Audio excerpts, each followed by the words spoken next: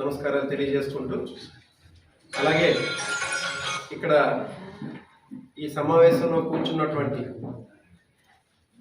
మా నాయకులందరికీ కూడా వివిధ స్థాయిలో ఉన్నటువంటి నాయకులందరికీ కూడా నా హృదయపూర్వకమైనటువంటి నమస్కారాలు తెలియజేసుకుంటూ ఈరోజు ఈ మీడియా సమావేశాన్ని ఏర్పాటు చేయడానికి ప్రధానమైనటువంటి కారణం మొన్న ఆదివారం కేంద్ర ప్రభుత్వం ప్రకటించినటువంటి పార్లమెంట్కి సమర్పించినటువంటి బడ్జెట్లో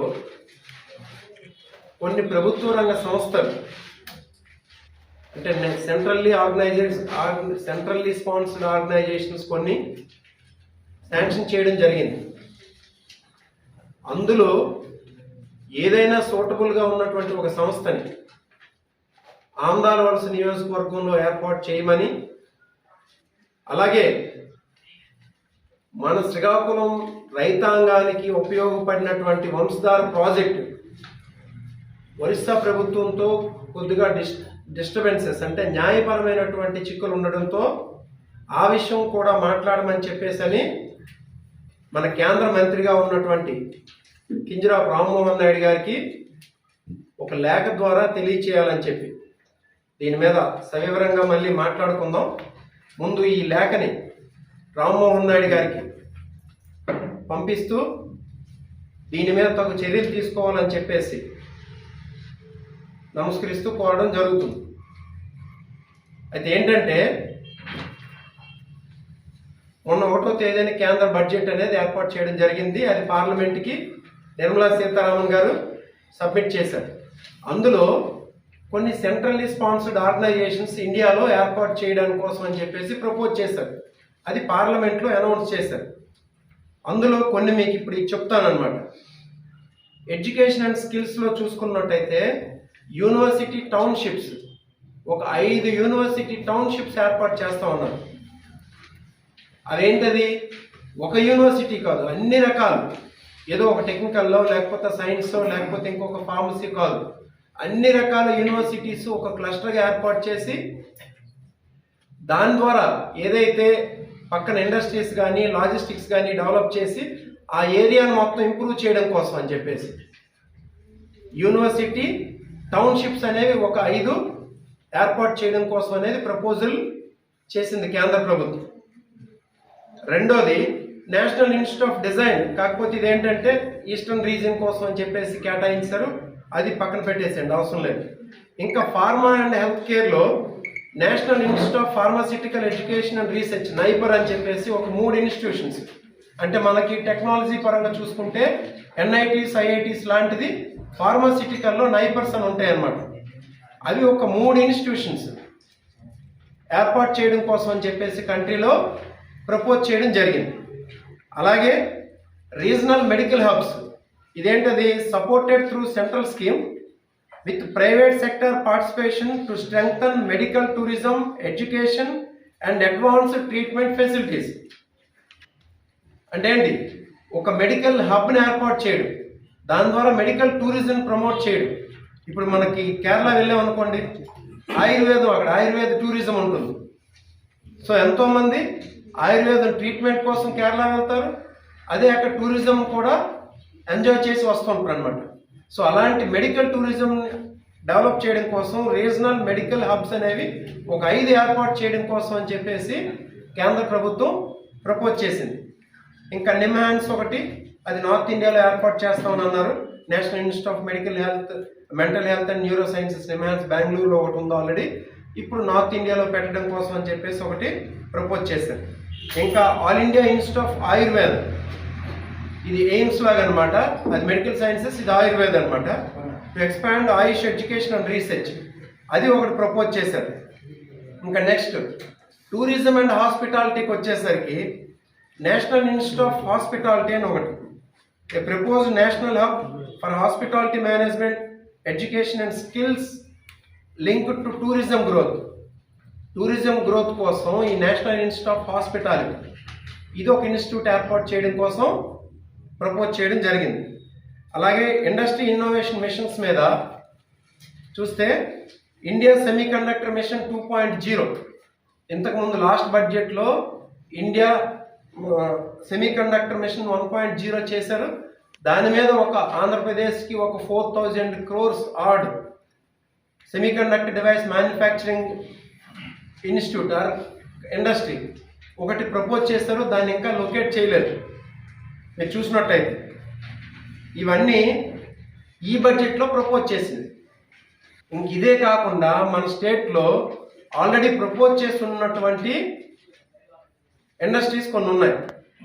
బీపీసీఎల్ రిఫైనరీ ఉంది, అదంతా 96,000 crores. అది వెళ్ళి ఒక పోర్ట్ ఏరియాలో ఉండాలి కాబట్టి రామాయపట్నం పోర్ట్ దగ్గర పెట్టారు. మన మూలపేట పోర్ట్ లేదా? ఎందుకు ఆ విషయంలో మీరు ట్రై చేయలేదు? నేను రామ్మోహన్ నాయుడు గారికి సూటుగా ప్రశ్నిస్తున్నాను. అలాగే ఈ సెమీ కండక్టర్ మ్యానుఫ్యాక్చరింగ్ కంపెనీ ద్వారా ఏంటంటే 4,000 crores ఆర్డర్ ఇప్పుడు ఎస్టాబ్లిష్ చేయడానికి రెడీగా ఉంది. అది కర్నూలులోనో రాయలసీమ వైపు చేయడానికి కోసం అని చెప్పేసి చంద్రబాబు నాయుడు గారు ప్రపోజల్ రెడీ చేసుకుంటున్నారు.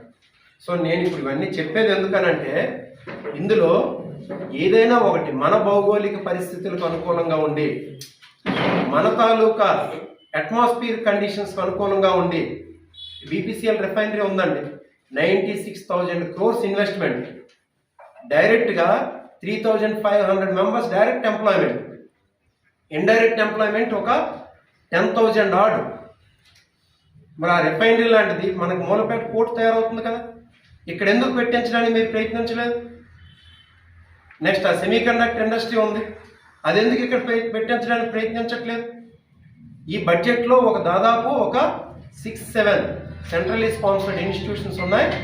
వీటిని ప్రపోజల్లో ఉన్నాయి కాబట్టి ఒకటైనా సరే ఈ కండిషన్కి ఏవైతే భౌగోళిక పరిస్థితులకు అనుకూలంగా ఉంటుందో అది ఆమదాలవలస నియోజకవర్గంలో ప్రపోజ్ చేయమని చెప్పేసి, ఆమదాలవలస నియోజకవర్గం ఇక్కడ వేకెంట్ ల్యాండ్స్ ఉన్నాయి, గవర్నమెంట్ ల్యాండ్స్ ఉన్నాయి, లేకపోతే అవసరమైతే ప్రొక్యూర్మెంట్ చేయండి. ఆమదాలవలస నియోజకవర్గంలో ఎటువంటి ఉపాధి కల్పించినటువంటి మార్గాలు లేవు. నేను కోన రవికుమార్ గారికి కూడా రిక్వెస్ట్ చేస్తున్నాను, మీరు ప్రెజరైజ్ చేయండి సెంట్రల్ మినిస్టర్ గారి మీద, చంద్రబాబు నాయుడు గారి మీద ప్రెజరైజ్ చేయండి. ఆమదాలవలస నియోజకవర్గంలో ఈ ప్రపోజ్ చేసినటువంటి ఏదైనా ఒక ఇన్స్టిట్యూట్ని ఏర్పాటు చేయమని చెప్పేసి కేంద్ర మంత్రి గారికి, కోన రవికుమార్ గారికి రిక్వెస్ట్ చేయడానికి ఈ లెటర్ రిలీజ్ చేస్తున్నాం. ఎందుకనంటే భోగాపురం ఇంటర్నేషనల్ ఎయిర్పోర్ట్ అవుతుంది, 2026లో రెడీ అవుతుంది. అది 26 ఈ ఆగస్ట్ కల్లా ల్యాండ్స్ అవుతాయి, కమర్షియల్ ఆపరేషన్ స్టార్ట్ అవుతాయి. మూలపేట పోర్ట్ ఒక 6 months 1 year గవర్నమెంట్ దృష్టి పెడితే అది కంప్లీట్ అయిపోతుంది. సో లాజిస్టిక్ హబ్గా తయారవుతుంది, ఇంటర్నేషనల్ ఫెసిలిటీస్ ఉంటాయి, ఇంటర్నేషనల్ టూరిజం డెవలప్ చేయవచ్చు. ఒక యూనివర్సిటీ హబ్ కానీ, ఒక మెడికల్ హబ్ కానీ ఆమదాలవలస నియోజకవర్గంలో ఏర్పాటు చేస్తే ఈ జిల్లా మొత్తం డెవలప్ అవుతుందని చెప్పేసి మా ఆలోచన.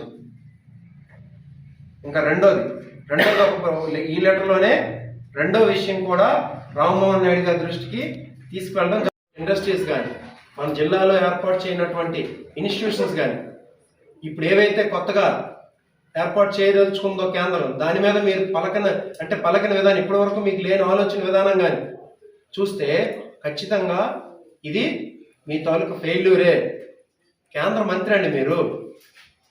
ఒక రాష్ట్రానికి మీరు వెళ్తే సీఎం మీకు ఇన్వైట్ చేయాలి, మీకు వచ్చి డైరెక్ట్గా వచ్చి రిసీవ్ చేసుకోవాలి, మీకు ఒక బొకే ఇచ్చి.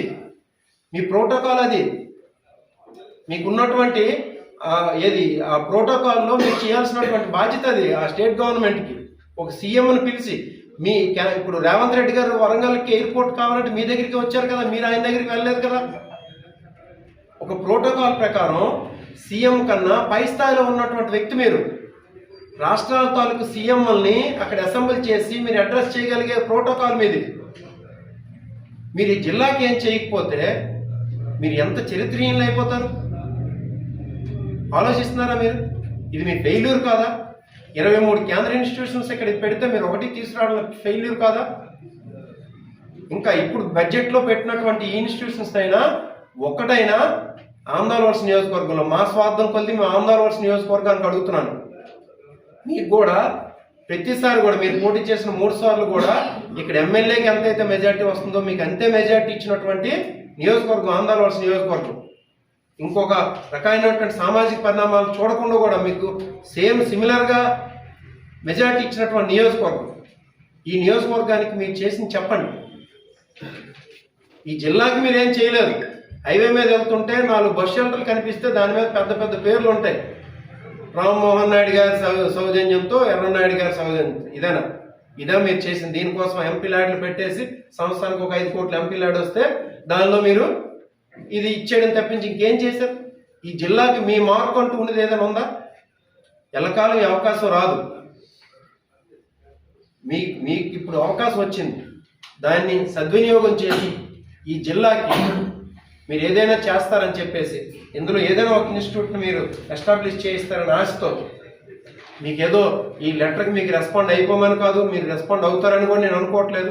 మీరు పెద్ద స్థాయిలో ఉన్నవాళ్ళు, నేను కాదనట్లేదు. ఈ లెటర్కి రెస్పాండ్ అవ్వమని కాదు, కానీ ఒక్కసారి ఆలోచించమని చెప్పేసి, మీరు రాసిన దీనిలో మా ఆవేదనలో గ్రావిటీ ఉందా లేదని ఒక్కసారి ఆలోచించి దాని మీద తగు చర్యలు తీసుకోండి. ఈ ఇన్స్టిట్యూట్ను ఒకటి ఏర్పాటు చేయండి. అలాగే వెంటనే ఏదైతే మనకు 2,50,000 ఎకరాలు